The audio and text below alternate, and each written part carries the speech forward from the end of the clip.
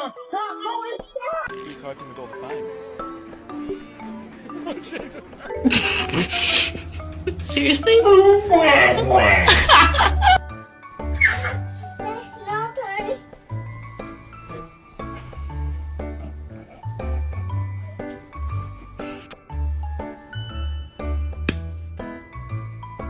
Give me.